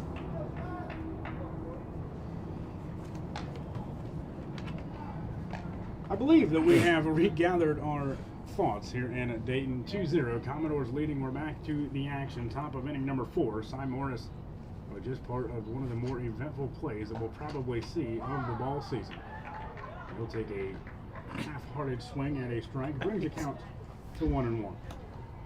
Again, the best I can figure is it's 2 errors, and the left fielder makes the play from essentially third base. It was a little bit of chaos, you could say. It started out with a throw over from the mound to first, and then Harder threw to second. It was a throwback, and then it was a throwback to second. Went into the center field. Bing, bang, boom. Throw from center to third, third to home, and runner did not score. Right. To keep it at a 2-0 lead for the Commodores. Perry able to bring runs across in the second and the third inning. Bearcats will bring the middle of their batting order, 4, 5, and a 6 to the plate. Morris will No. bring it count even, 2 balls and 2 strikes. Perry fans are mad that Nanchoff tried to pull that one back into the zone. He tried to cheat like he's Eric Fishpaw. Tuning in. I hope you didn't hear that play. Because he's wondering, why don't you guys know anything about baseball? Oh gosh, well. Thanks to Eric for being a good guy. Big fan. I was talking to Mark Hurston down on the field when I was getting his lineup. Morris, he's going to draw a full count walk to lead off this inning for the Cats. Was talking to Hurston, and I mentioned that I came to the Dragons game on a Sunday thanks to Eric, and he just looked at me and he said, Eric, and I was like, oh boy, here we go. He's like, great person. He's all right. And then he just continued the conversation. So there you go, Eric. You've buttered up to one coach. By the way, so Hunter Scott threw 7 pitches in relief of Joey Hurston when he came in the third. He threw almost as many pitches in that one at bat to start this inning. They throw over to first, quickly sliding back in a time is Cy Morris. That was a close play. Brady Mulholland nearly was able to apply that tag. It's kind of deceptive. He kind of goes like a submarine on the throw over, and now he goes overhand. It's 2 different throws. But Morris, who led the Bearcats in stolen bases last year with 13. He's only had 2 this year. I'll be honest with you, that kind of surprised me when I saw that. He's not been getting on the base as much, and as we bring easy up steal. Morris, he's off and running, sliding easily into second base with his 3rd stolen base of the season. But Morris, he hasn't really had those opportunities to get on the base. Last year, I swear, it was walk, hit by a pitch, hit by a pitch, hit by a pitch, single. He just found a way to get on base, and he hasn't really had the patience at the plate this year to stand in the count, draw those walks, and get those odd base appearances. I really hope that he buys the trainer like something really nice for Christmas. Pitch high for a ball now. Carter Lehman 2-0. Because Saturday he had to use the trainer for 2 different things. Speaking of Cy Morris, one was because a fastball hit him straight in the hand, and he had a hard time in the next inning. Pitch high and outside for a ball 3-0. Is that the next inning he stole a base or doubled, I forget which one it was, and when he dove, he landed full on top of the base. Now, you can make a case he hit his stomach, but I think it was a little further south. A 4-pitch walk, back-to-back walks to begin this inning. Hunter Scott, he's going to draw a meeting from his pitching coach, and I guess if you're Morris, I think you would rather take it on the hand the first time, but if you took it and, like, if you reverse the roles, maybe he wouldn't have got hit in the hand. Oh, no. I don't know. A ball bounced. It took a wicked hop, like when he was behind the mound, and it just kind of short hopped off. It looked to me like his throwing hand, it was off his knuckle based on how he was trying to put it back in. But he was the second batter of the next inning. That was probably the worst part of the whole thing. A pitching meeting at the mound. Hunter Scott and Mark Hurston having a few words. What's coming up on our schedule? You can always find our schedule at zsportslive.com. Tonight, we had a Liberty Benton and a Pandora Gilboa in action. Liberty Benton, a 13-0 win over PG. Tomorrow, right back at it. Miller City and Ottawa Glandorf with Mike on a WZOQ. That ain't me. It's on ZOQ. I'll say that ain't me. ZOQ and Mike. My wife will probably be shocked to learn that. Bearcat action on a Friday here on Z Sports 3. They'll head into Putnam County and a battle of the Big Green. That's one of 2 PCL schools we'll have on our family of stations. Hunter rips one down the left Watch field out. line. That's It's my gonna car. go into foul territory. Second time today that Harder has really got a piece of one, but it's went foul. But it's Friday, we'll have Spencerville, Ottoville, and a Coldwater and Kalida. Talk about that. Coldwater, Kalida, 2 of the top teams in our area. I'm looking forward to it. I still got to go see the field turf Looks at beautiful. Holy Name. And I didn't realize that it was just infield until like a few weeks ago. A throw over to second, attempting to pick off Morris. That's going to skip into the outfield. Morris will advance from second to third. Trotting from first to second is Emerson Lehman. So the tying runs in scoring position now with 0 outs, top half of the 4th. And no 1 count at the plate or 1-1 count for Harder. I can't confirm this, by the way, but I would be willing to bet you that coming out of that conversation, that was a design play that we're going to go after with as big as Morris of a lead has gotten. Harder at the plate, singled in his lone plate, or doubled, in his lone plate appearance. Second time that Harder was able to reach multi-bases. A big knock here would drive in 2 runs, and there's a pop-up into center field. Sprinting is Yanks, and it's going to fall. 1 run will score. Morris will pick up and turn on the Jets. 1 run across, 2 on now for the Bearcats. Still no outs, and that was a big run across for the Bearcats. Morris drew that full count walk, and now he results with a trip into the double. He gets the Betty Bloop. The biggest part about that, by the way, is the fact that Yinks, when he came up, was smart enough to kind of freeze both runners. The runner at second wasn't going to be able to go anywhere anyways. Aiden Johnson, a senior, will miss on a shorter high fastball. The Bearcats have left a base runner stranded in each of the first 3 innings. Bearcats have brought 1 across, trailing 2-1 on D&M fencing scoreboard. Johnson is unable to lift the bat off of his shoulders. 0-2. Bearcats 2 runners on, first and second occupied. Still looking for their first out are the Commodores. Scott deals to the plate, a ground ball hardly hit to the third baseman. Muniz will pick it up, step on third, throw to first, and not in time. It's off the side of the glove. That'll roll down the first baseline, and advancing to second will be Caden Johnston. Carter Lehman, he comes down from a third to score. Eli Harder, he goes first to third, and Johnson will advance to second off the throwing error. And a head. No, they run didn't. What? Lehman was at second, right? The run didn't score. He got thrown out at third. Yeah, you got. I don't know. Am I missing something? Emerson Lehman is at the plate. Runners out at second and third. 2-2 on the Day Air Credit Union Ballpark scoreboard. Which again says 2-2. Johnson reached after the first Perry error. Bearcats with a pair of runners in scoring position. Another chopper hit to the shortstop, and Hurston will come to the plate. Beautiful throw in the tag. Got him out. A heads-up play. They do fix the scoreboard, Mike, so it is actually 2-1. You're right. I was super confused. And attempting to score with Eli Harder. He's going to be thrown out 6-2. So Lehman reaches on that fielder's choice. Johnson, he will advance from second to third. So a 5 unassisted and a 6-2 are how the Bearcats dial up their first 2 outs here in the inning. I'm still confused, and I saw it. Now we have an Osting standing in the right side of the box, sliding back safely is Lehman. Reached on a fielder's choice. Osting,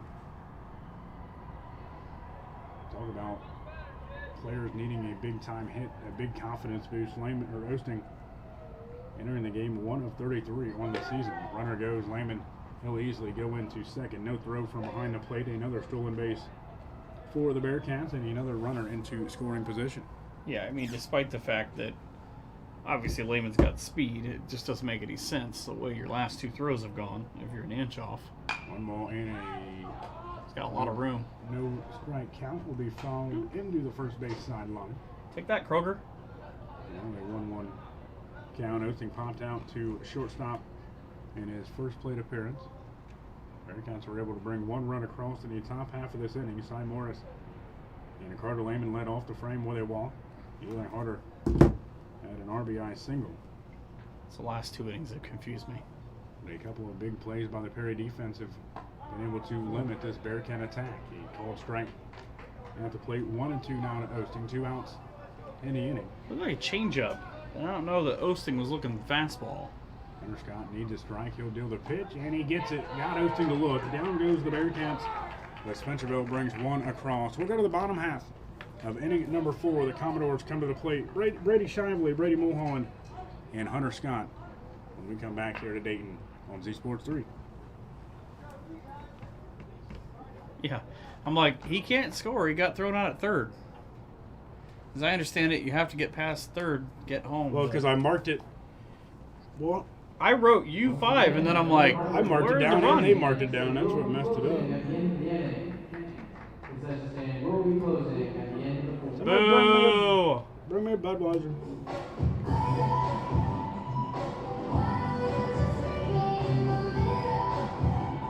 I was legit confused. 2 errors in that one?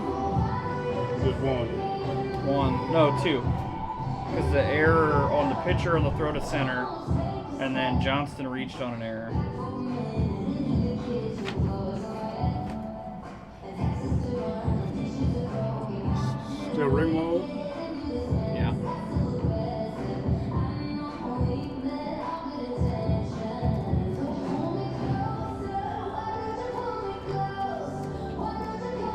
back here to Z Sports 3. Nate Stidham alongside of Michael Hurd. I'm not used to doing games with people. I'm supposed to say your name first. I think that's how it One run in the top half of this inning for the Bearcats. They still lead on our D&M 15 scoreboard by a score of 2-1, 6-7-8. Due up to the plate for the Commodores. Brady Shively walked in the second inning. Brady Mulholland walked as well. Hunter Scott, he was hit by a pitch. Now this is that part that really started to get fit to Carter Ringwald. What do you expect here in this fourth inning of work? I think you could say he's not going to get cheated. I mean, if he's getting towards the end, he's going to go right at these guys. Bearcat infield playing very shallow. Caden Johnson, the third baseman, playing right at the edge of the cut grass down the third base line. First pitch of the inning will miss low and outside. Ball one. It was a 4-pitch walk to Shively into that second inning right after Ringwald struck out the first two batters with looking strikeouts. Ringwald to deal the pitch 1-0 at the plate, called strike. Looking on the right-handed bat of Shively. 129 on the season. And get something going. Give Perry some momentum at the beginning of this inning, and a short pop-up will stay in the infield. Harder will wave everybody off and easily come to the left of the first base line and make the grab. I like that Ringwald came back down and just kind of stopped. Okay, you got that. It's now the third straight inning that the Bearcats have retired the leadoff Perry batter since Joey Hurston drew a walk to lead off the game. Brady Mulholland, the first baseman, talked about Evan Osting needing a big hit to build some confidence for his season. Brady Mulholland at the plate, entering play tonight 0 for 22. He drew a walk in his lone to plate appearance, was left stranded at third. Perry has stranded 3 base runners through 3 1/3. A swinging strike will bring the count 1-1. Our coaches just text me all the time and say, "Hey man, can you look this up for me?" Or you don't have Google?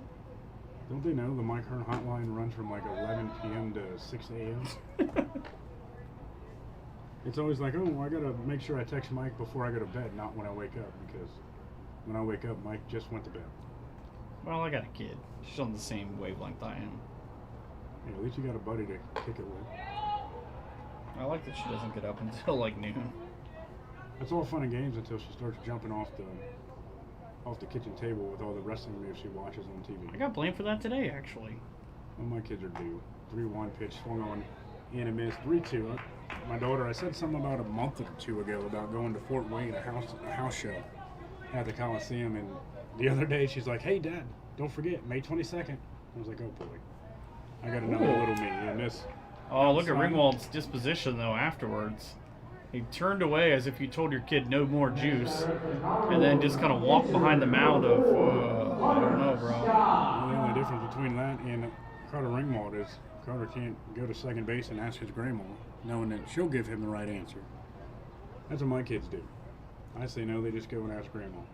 We're going to get a pitch runner for Perry. Brady Mulholland. Unofficially, Ringwald at 74 pitches, by the way. Drew the walk, and that will bring out Number 6. Number 6. Oh, hold on a second. That'll be Evans. Preston Evans. Mulholland. Maybe pinch run 4. I would imagine Mark Hurston looking to try to create some advantage here on the base pass. Also, probably try to get everybody in. Walk number 6 issued for Carter tonight. Left-handed batter and Hunter Scott hitting .231 on the season. Speaking of walks, he's got a patient bat. He's drawn 9 on the season. He was struck by a pitch on an 0-2 count, which made it more hard to swallow for Ringwald. At a 2-out, 2-strike count, and he plunked him. Short lead off of first. Ringwald to throw over the tag, not in time. Sliding safely was Evans. Ringwald and Harder, they're dialing it in, Mike. They're getting closer and closer each pickoff attempt. But again, you'd imagine he's got enough to get to the end, but everybody is making Ringwald throw a ton of pitches. Ringwald a miss upstairs in a way 2-0. I believe it was over 100 pitches thrown against times. Lincoln View. 106, wasn't it? Ringwald is 1 inning shy this year of having 3 complete games. A throw over to first again, this time standing up safely is Evans.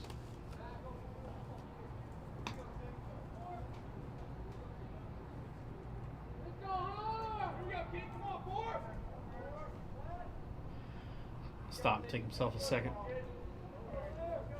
Short lead off of first. Mulholland reeked on a walk. He's been pinch ran for by Preston Evans. A short lead off the bag and Ringwald. He'll miss on the outside corner of the plate. 3 balls and no strikes. Ringwald can go as far as 125 pitches. He's not going to be able to throw until at least, I believe, Monday now. And to this point, she could throw on, I think, Saturday or Sunday, but I don't know how any of that works. they don't have. I'm not trying to do that kind of math. I love the pitch count at this level, but I don't try to pay attention to it. I just show up and see who's pitching. 3 balls and a strike. Showed bunt down the third baseline. That'll creep foul off the left side of the bag. Heading back to first will be Preston Evans, but after a 3-0 count, Ringwald has now been able to work back into a payoff count to Hunter Scott. Hunter Scott's done a nice job in replacement of Joey Hurston on the mound. Hurston went at 2 innings thrown, and Scott has replaced him since, giving up a hit and a run and a pitch upstairs, ball 4. Second walk of the inning. Where's that sounder walk? That'll bring the walk total to 32 over the season, and here comes a slow walk by Tanner Coverman, so we'll step aside and take a break as well as the Bearcats call a meeting to the mound. We'll come back here to Dayton. Perry at the plate. They lead 2-1 here on Z Sports 3.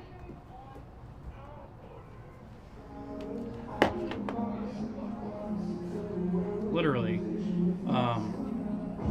Fish and Harlemer keep texting me random things like, hey,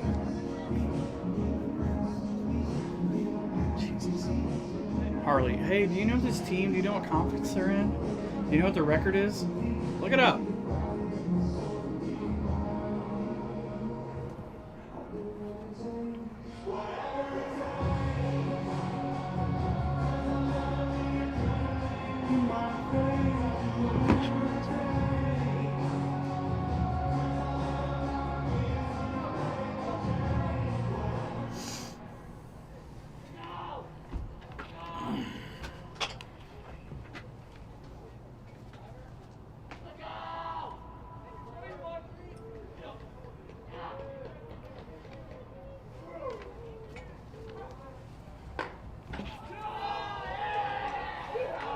Bottom of inning number 4, Tanner Coverman has made his way back to the first base dugout, and Ringwald is ready for a new batter. Braylon Ardner at the plate for the Commodores. Perry leading 2-1 here on the D&M Fenton scoreboard. 1 out, bottom of inning number 4, 2-1 for the Commodores, and a hard time at home plate. Ringwald, he threw the pitch. He's not going to be happy. Anyways, and that was a late call to time from the home plate umpire.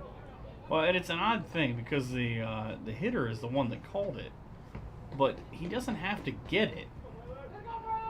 Ringwald goes to the plate. He's going to miss. Morris could not have grabbed it. That'll be a wild pitch to advance the 2 runners, second and a third. Now occupied with 1 out here into the bottom half of inning number 4, and that's really the first pitch that's got past Morris, and you can't put the blame on Morris on that one. That was a miss by Ringwald, and I think you might be seeing that aggression start to pile up. I think you could use a different word that starts with P about how he feels right now. Well, my grandma's listening, Mike.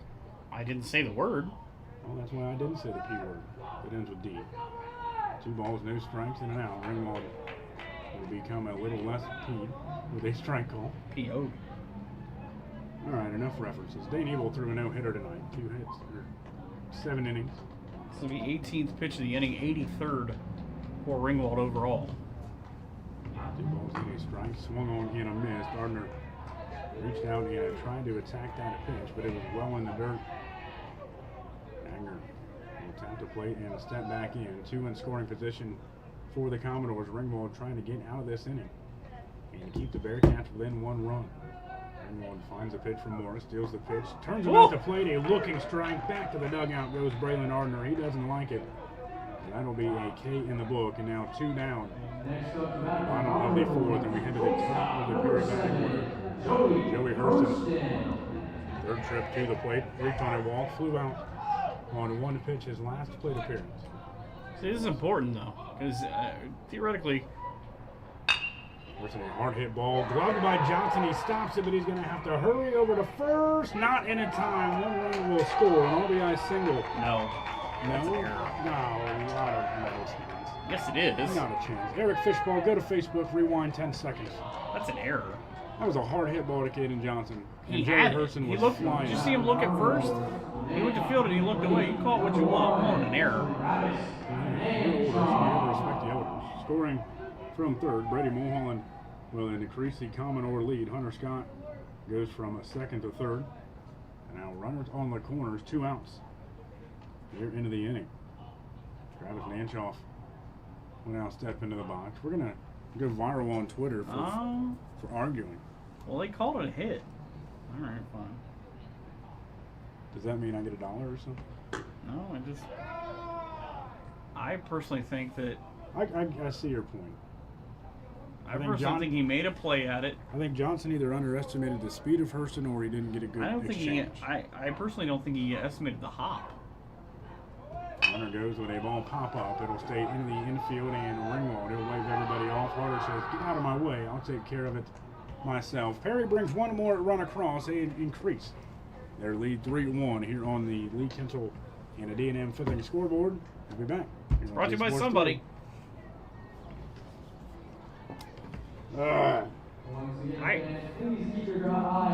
What? What's up?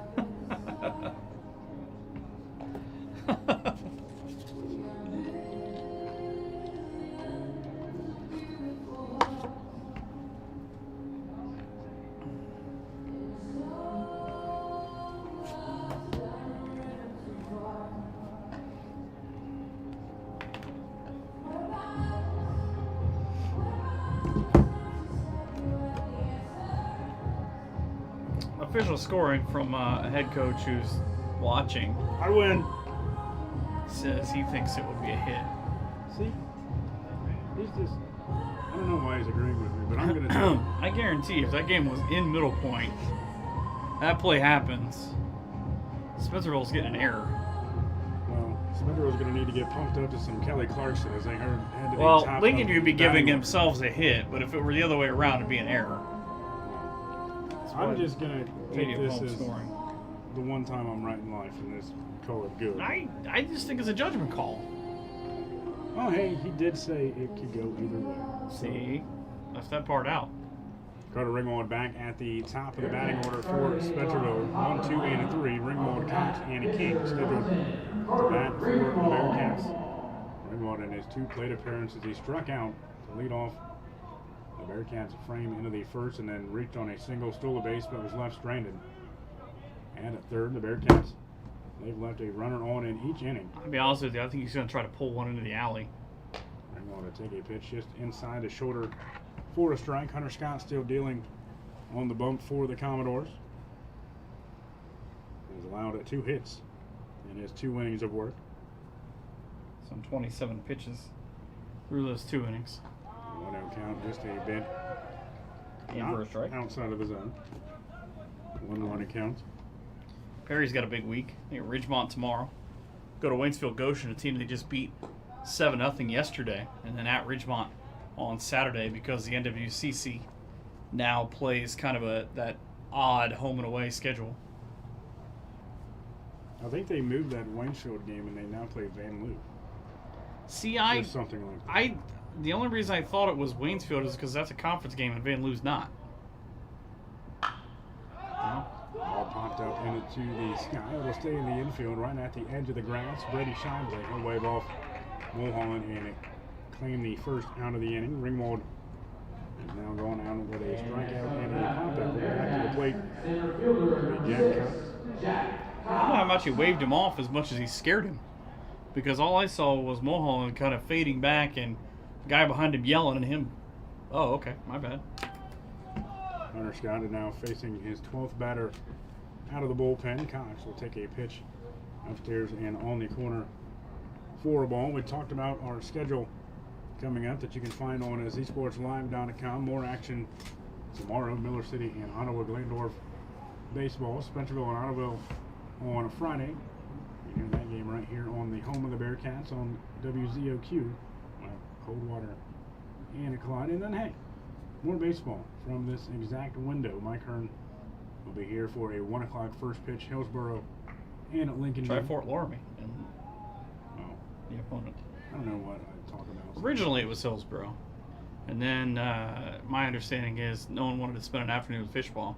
Well, Jeff Sanders did. ball breaks. Anthony played. Cox will take an inside strike. Well, I went off of our schedule, so I'm going to blame you or Dave for my mistake. Columbus Grove with a 6-2 win over Bath, by the way. Chopper shortly down the third base line will just carry foul. Braden Sauter has the Bulldogs playing very well. He changed it back. I had changed it to Fort Laramie. Columbus Grove 9-3 or 10-3 now after the win. Still 2-2 in the NWC. We talked about Lincoln View sitting up top with 0 losses, still in a conference, but Grove playing in the multi-conference along with Lipsick. They're still unblemished over in the Putnam County League. Bearcats will get a look at the Bulldogs next Wednesday. That game you can also hear on a Z Sports 3. It was supposed to be on a Monday. Cox ropes one down the first baseline, dodging out of the way. Yeah, but you see what Will he be the did? first base See the catch. amount of steps that he took towards first when he did it? He took that big swing after he had worked his way on a couple of steps. He was definitely trying to put one down the right field line. Cox on a season has 3 multi-base hits. Works really well with Ringwald and King in the top third of that batting order if they're able to get on base. Each individual presents a different dynamic with their speed. Foul pitch into the backstop keeps the at-bat alive for the Bearcat seniors, hitting .281 out of the box. Cox tripled into the first inning, popped out, but advanced a runner in his second plate appearance, and he's battling with Here's the thing I think is weird, though, about it. lengthy at-bat. Is that Ardner, the right fielder, has watched this happen 3 times now, and his only steps have been to his right towards center field. Pitch to the plate, swing and a miss. Cox could not read it up, but a lengthy at-bat will result in a strikeout and 1 up and 2 up and 2 down. Here into the 5th for the Bearcats. And that's 3 now for Scott, 7 overall for Perry's pitching staff. Reds give up another run. They trail 6-1. Shocker. Indians and Angels in action Ah! tonight. And I said it again, the Guardians and Angels in action again tonight. I think 10 o'clock. Didn't guard much in New York. Shohei Ohtani on the bump for the Tribe. Can you still call him the Tribe He's or pitching not? for the Tribe. Against the Tribe. Oh. Ringwald and King will fly one down the first base line. Are they still like labeled the Tribe or what's your new? Can't do that. Is it just the It's guard? just the ends. Is it the guard now? I don't know, but after Miles Straw, Jack Cox is going to warm up for the Bearcats, by the way. After last weekend, you just call him whatever you want. Just not effective is the answer. Tyler King at the plate, no balls, 2 strikes. Base is empty. 2 outs in the inning. Bearcats trail by 2. Hunter Scout looking to go 1-2-3. He'll send a pitch and it's fouled straight back. That'll keep the attempt and the appearance alive for Tyler King. Talk about the NWC standings. Crestview and Lipsick still hovering right around there with 1 conference loss. The Bearcats still in contention, 1-2 on the season. Jefferson and Grove, they're each 2-2. A lot would have to happen for the Bearcats to get their first conference title in many years. Lincoln View, they're trying to go back-to-back. And a long delay here in the play. I'm not sure if some stuff was I left think, out on the field. no, it looked like when Cox went to go warm up. They didn't have a third guy down there. Okay. Yeah, you're not going to get away with those little things here tonight. Another set for an 0-2 pitch. King will await the Scott pitch, try to advance the inning. He'll take it. He'll pop it into left field. Has a read on it. Clay. He'll be waved off by the center fielder Ryan Yanks. You can see the shades. Where'd that ball come from? Off the top of his hat reflect. And 1, 2, 3 go the Bearcats here into the top of inning number 5. We go to the bottom of inning number 5. Will we see a new pitcher? Stretch time. For the Bearcats, we come back. Perry 3, Spencerville 1.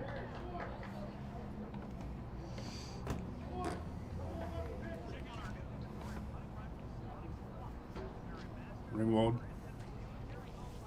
Yep.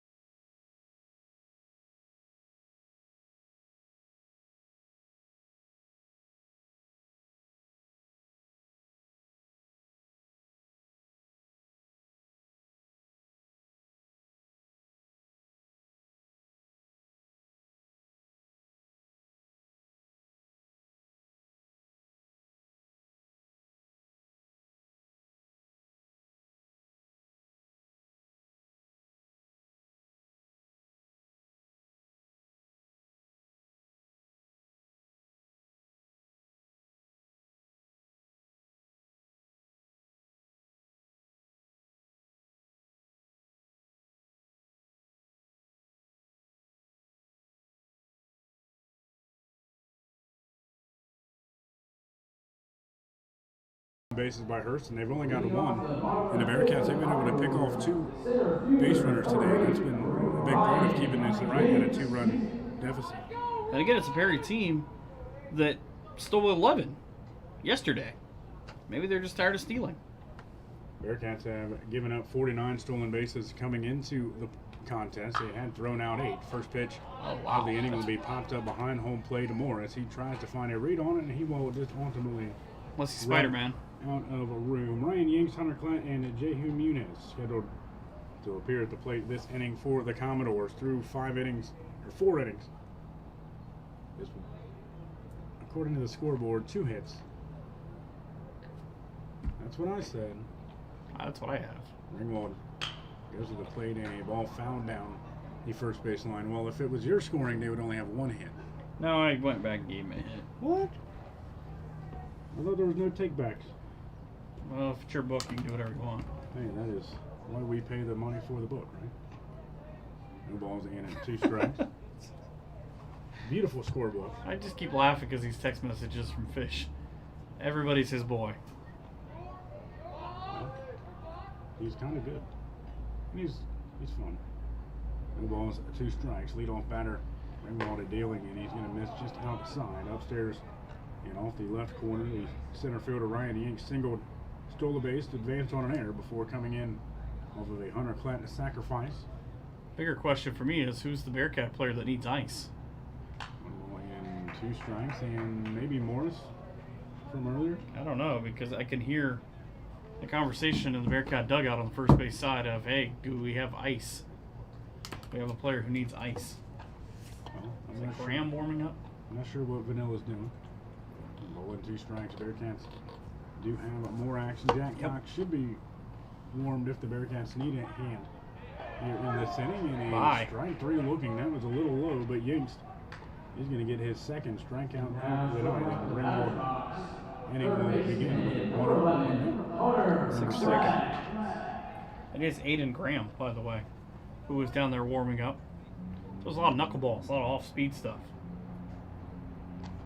Aiden Graham's made a handful of appearances thus far on the season for the Bearcats. Hunter Klett, he'll make his 3rd appearance officially, 4th trip to the plate today. A strikeout and an RBI sacrifice in his 2 plate appearances thus far. He'll step in, bases empty, and quickly find himself in a 2-0 count. The ball will skip behind Morris. Upcoming for Perry, Mike mentioned Ridgemont tomorrow, Van Loo on a Friday before taking on Ridgemont, I think on a Saturday. May 3rd, we'll head to Lima Senior before getting back into NWC action with Bluffton. The Commodores 1-0 on the season against the Northwest Conference. They knocked off Allen East 6-4 early in the season. Hunter Klett able to draw a 3-0 start to this inning. Ringwald deals with a plate, and there's a registered strike. Took a second. I don't know what you make of it. I mean, we saw Botkins a couple of days ago. Perry beat them 11-1 the night before the Bearcats played them. Ryan Yanks went 5 innings of work in that game, gave up 2 hits.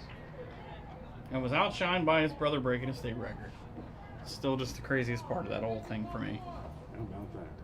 3 balls, 2 strikes. Ringwald able to work back into a pitcher's count. Payoff pitch. There it is. Ring him up, sit him back. Back-to-back looking strikeouts for Carter Ringwald. And I don't know, the Commodore bats might not be buying any ice cream for that home plate umpire. Well, it's getting a little cold. I mean, outside that metal's got to be a little harder to swing. They call it Muniz. Jehu Muniz. Like, this is where the Browns Like the party, Muni right? lot, The yeah. municipal lot, yeah. Yeah, no alcohol is allowed on that lot. Now. Focus. 2 balls and a strike on the first pitch to Muniz. Muniz, a looking strikeout and a walk, and then he was thrown out in that 3rd inning, 6-2. After, well, 7-2 after he Yeah, that was a crazy play. took 2 errors. I mean, think about that. He got a free pass the entire way around, and then eventually he got hit with the "you go to jail, do not pass" go card from Carter Lehman.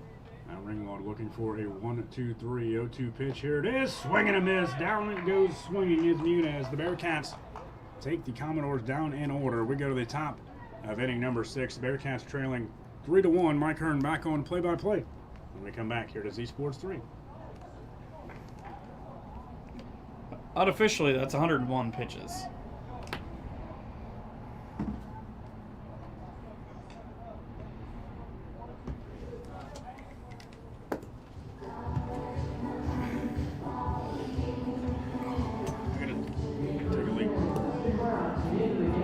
Go on my media tour. I'll be back. I'll be here. I'm gonna go meet the fans.